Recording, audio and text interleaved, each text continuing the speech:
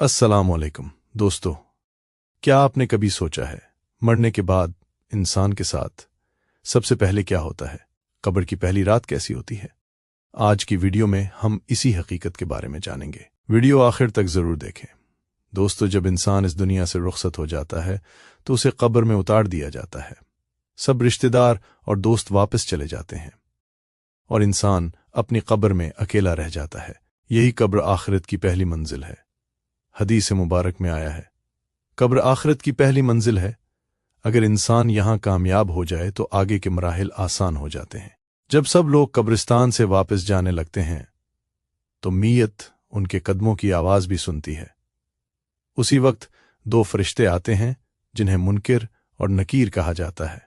वो मैयत को बिठाते हैं और सवाल करते हैं। पहला सवाल, तुम्हारा रब कौन है? दूसरा सवाल, तुम्हारा दीन क्या है? तीसरा सवाल, तुम इस हस्ती के बारे में क्या कहते थे जो तुम्हारे दरमियान भेजे गए थे, यानी नबी करीम सल्लल्लाहु अलैहि वसल्लम के बारे में। अगर इंसान मोमिन हो तो वो जवाब देता है, मेरा रब अल्लाह है, मेरा दीन इस्लाम है और मोहम्मद सल्लल्लाहु अलैहि वसल्लम अल्लाह के रसूल हैं। फिर उसकी कब्र को कुशादा कर दिया जाता है और उसमें नूर भर दिया जाता है। लेकिन अगर इंसान दुनिया में दीन से गाफिल रहा हो तो वो जवाब नहीं दे पाता। फिर कब्र उस पर तंग कर दी जाती है। यही वजह है कि हमें अपनी आखिरत की तैयारी करनी चाहिए। दोस्तों, ये वीडियो हमें याद दिलाती है कि दुनिया आरज़ी है और असल जिंदगी आखिरत की है।